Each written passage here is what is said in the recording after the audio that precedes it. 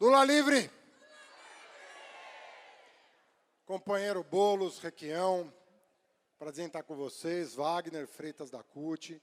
Queria cumprimentar, em especial, algumas mulheres, em nome das quais cumprimento todas as companheiras presentes, Manuela, Lurian, Lucélia, minha presidenta Gleise Hoffmann, Ana Estela, minha companheira de vida. Cumprimentar todas vocês em nome delas. Gente, é sempre muito difícil falar de uma coisa inaceitável, como é o caso da prisão do presidente Lula. Uma coisa muito difícil para todos nós. Todos nós temos uma longa história com o presidente Lula, de amizade, de carinho, de respeito pela sua liderança, de respeito pelo projeto que ele representa, de respeito pela sua trajetória de vida, pela sua origem, pela sua capacidade de superação. Então, para nós é sempre muito difícil lembrar dessa injustiça, desse processo que nos tirou o Lula já há praticamente um ano. Eu gostaria de, no dia de hoje, nós estamos em março, ter na presidência da República alguém que olhasse de igual para igual com o presidente Donald Trump, por exemplo. Eu acho até que o Trump ia ficar intimidado na presença do Lula. Com certeza ficaria. Ficaria intimidado pelo que o Lula representa. Assim como todos os líderes mundiais, de alguma maneira, se intimidavam na presença do Lula.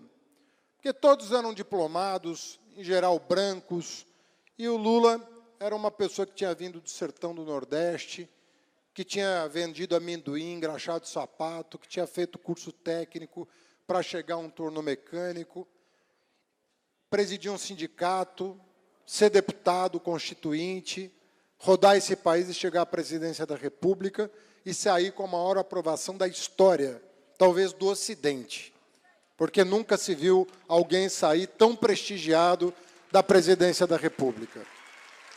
Eu queria que na presidência da República tivesse alguém que não fomentasse a violência, alguém que só falasse de paz, de amor e de oportunidade. Alguém que fizesse ajustes nas contas públicas, como o Lula cansou de fazer, mas que não fizesse recair a carga desse ajuste sobre os mais vulneráveis, como está fazendo o governo Bolsonaro. Alguém que visse na geração de emprego a saída da crise. Alguém que visse na educação a saída da crise. Alguém que olhasse para uma criança e quisesse encher as mãos dela de livros, de flores, de amor, de carinho, e não colocar uma arma na mão da população. Eu queria ver, na presidência da República, alguém que não se furtasse ao diálogo com todos os segmentos sociais, com o MST, com o MTST, com a comunidade LGBT, com as mulheres desse país. Alguém que não medisse esforços para fazer valer o que manda a Constituição. 8 anos à frente da presidência da República, nenhuma frase de desmerecimento a quem quer que seja, nenhum desafio institucional, nenhuma provocação. Lula desafiava a fome, Lula desafiava a ignorância. Era isso que o Lula desafiava.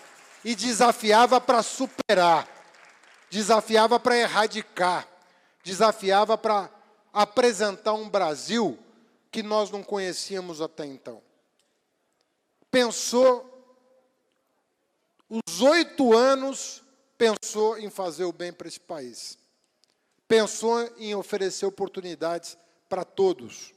Pensou no povo mais pobre, no povo mais vulnerável, naquele que mais precisava do apoio do Estado para superar as suas condições, às vezes adversas, de vida. Eu passei um bom tempo desses 8 anos ao lado do Lula, durante 6 anos como ministro, outros 2 como assessor, mas sempre ao lado dele. Nunca vi o Lula desperdiçar 1 minuto do seu mandato para outra coisa que não fosse olhar para o interesse público. E a Lava Jato, e é não é verdade que o Lula é investigado há 5 anos. O Lula é investigado desde que ele surgiu em São Bernardo. O Lula é acompanhado para e passo desde que surgiu como liderança política. Porque desde que ele surgiu, se sabia do seu potencial. Desde que ele surgiu, o Lula fez tremer a elite desse país. Não porque ele fosse prejudicar a elite, mas porque ele ia fazer valer as oportunidades para quem ele representava. Então, desde sempre, ele foi acompanhado. E a Lava Jato só precisava fazer uma coisa. Apontem em 8 anos de mandato, nós estamos falando de 8 anos, apontem uma atitude do Lula, uma decisão do Lula que contrariasse o interesse público. Eles só precisavam mostrar isso. Nos 8 anos que ele passou na presidência, um ato dele que contrariasse o interesse público. Eles não conseguiram. Não conseguiram e passaram a julgar o Lula por uma coisa que até então não existia no nosso ordenamento jurídico, Lucélia. Condenaram o Lula por um ato de ofício indeterminado. Ou seja, não conseguiram apontar uma atitude dele que contrariasse os interesses do país. E porque não conseguiram, criaram uma ficção jurídica. Foi por um ato jurídico indeterminado. Então, nós estamos na situação absurda, na situação surreal, de ter o maior líder político da história desse país preso, não se sabe por quê. Preso por um ato indeterminado. Eles imaginam, porque tudo no Brasil é assim, que o tempo vai nos fazer esquecer o Lula. Eles estão enganados porque eles não conhecem a esquerda, não conhecem o PT, não conhecem o PSOL, não conhecem o PCdoB, não conhecem as forças progressistas desse país. Nós não vamos esquecer o que está acontecendo. O que está acontecendo é injusto, não é correto. Nós podíamos ter, à frente do nosso país, alguém que estivesse à altura do nosso país. Fizeram tudo isso para colocar na presidência uma pessoa que nem merece comentário. Tamanho despreparo para exercer a presidência da República. Tamanho despreparo. Nós, portanto, estaremos aqui. Nós estaremos aqui. Ontem estamos hoje, estaremos amanhã, defendendo uma tese que é a tese mais justa e que, como disse o Requião com muita propriedade, se confunde com a liberdade do próprio país. Lula livre hoje é sinônimo de Brasil livre, do que estão fazendo com o nosso país. Eu durmo, Gleise, todo dia, com uma pequena esperança de que no dia seguinte eu vou abrir os jornais e não vou ler as notícias similares à do dia anterior. Isso, até o presente momento, não aconteceu. É todo dia um susto. É todo dia uma decisão equivocada. É todo santo dia uma ação governamental que coloca em risco a soberania nacional e a soberania popular.